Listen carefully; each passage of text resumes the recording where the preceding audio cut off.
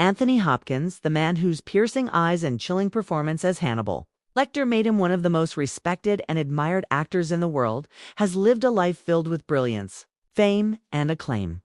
But behind the elegance, the Oscars, and the quiet wisdom we see today lies a devastating truth.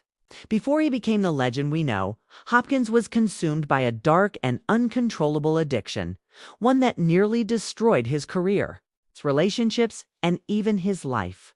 His journey from chaos to redemption is not just the story of a Hollywood icon, but a powerful reminder that even the greatest talents can fall apart when trapped by their own demons. Long before Anthony Hopkins became a household name, he was a man battling himself. Born in Wales, he was gifted, intelligent, and deeply restless, always searching for something to fill an emptiness he couldn't quite understand.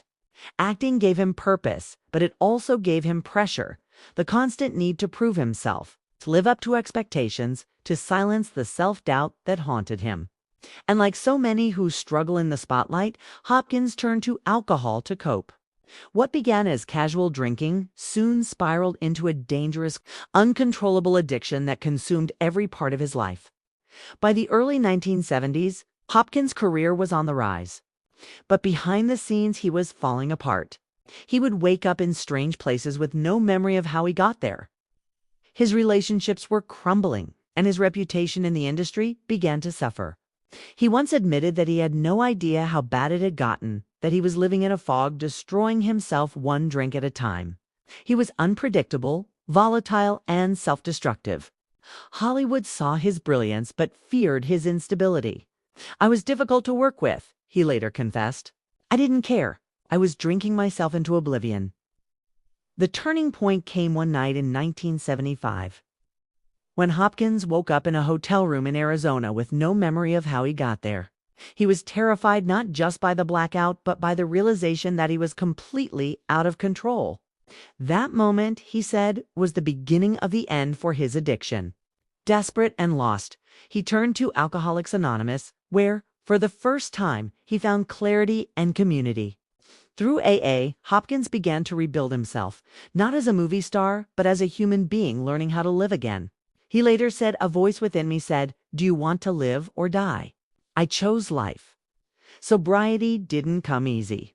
It required humility, discipline, and facing the emotional pain he had spent years running from. But as the fog of addiction lifted, his talent reemerged with a force that would define his legacy. In the years that followed, Hopkins delivered some of the most iconic performances in cinematic history. The Silence of the Lambs, The Remains of the Day, Nixon. The father roles that showcased not just his skill, but his depth, discipline, and understanding of human frailty. Yet, even as his career soared, Hopkins never forgot how close he came to losing everything. He often speaks openly about his sobriety, not as a badge of honor, but as a warning and a lesson. "I'm not a holy man," he says. "I just got tired of being sick and tired." His story is one of redemption, a testament to the power of confronting one's demons rather than being destroyed by them. Today, Anthony Hopkins stands as a symbol of resilience and renewal. Behind the calm, reflective persona is a man who faced the darkest parts of himself and emerged stronger. His uncontrollable addiction once threatened to take everything: his art, his family, his life, but it also gave him the wisdom and humility that define him now. The tragedy of Anthony Hopkins isn't that he fell, it's that he almost never got back up. But his triumph lies in the fact that he did.